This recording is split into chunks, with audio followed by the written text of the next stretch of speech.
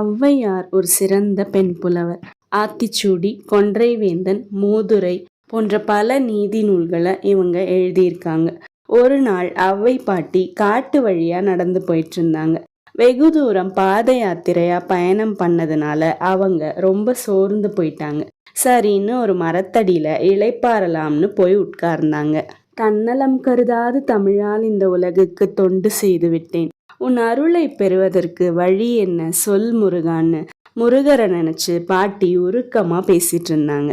அப்போ மரத்து மேல இருந்த ஒரு சிறுவன், என்ன பாட்டி தனியா உட்கார்ந்து என்ன பேசிட்டு இருக்கீங்க அப்படின்னு கேட்டான். அதுக்கு பாட்டி, முத்தமிழும் படித்தவள் நான், என் தமிழ் புலமையால் இந்த உலகுக்கெல்லாம் தொண்டாற்றி விட்டேன் அப்படின்னு சொன்னாங்க. அதுக்கு அந்த சிறுவன், அப்படியா பாட்டி, அப்படின்னா நீங்க பெரிய அறிவாளியா தான் இருப்பீங்க. நாம எவ்வளவுதான் படிச்சாலும் இந்த உலகத்துல கற்றது கைமண் அளவுதான் பாட்டி அப்படின்னு சொன்னான். உடனே பாட்டி, வயதில் இளமை பேச்சில் முதுமை தெரிகிறதே, யாரப்பா நீ அப்படின்னு கேட்டாங்க.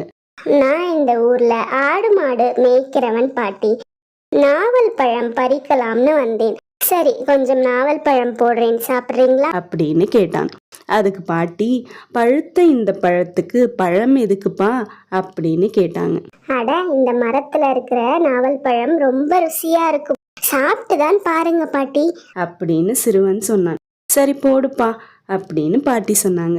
சரி, உனக்கு சுட்ட பழம் வேணுமா சுடாத பழம் வேணுமா அப்படின்னு சிறுவன் கேட்டான். உடனே பாட்டி, பழத்துல ஏதுப்பா சுட்ட பழம் சுடாத பழம், சரி சுடாத பழம் தான் போடு அப்படின்னு சொன்னாங்க.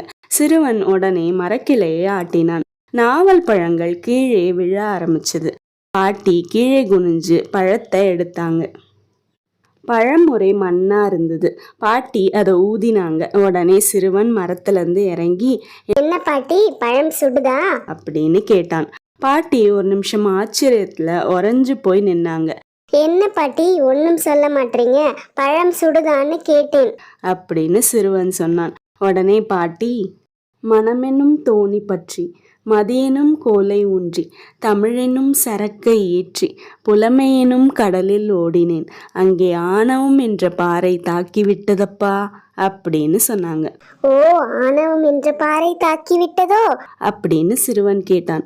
உடனே பாட்டி, முத்தமிழும் அறிந்தவன் நீ மாடு மேய்க்கும் சிறுவனே கிடையாது, நீ யாருன்னு சொல்லுப்பா அப்படின்னு கேட்டாங்க.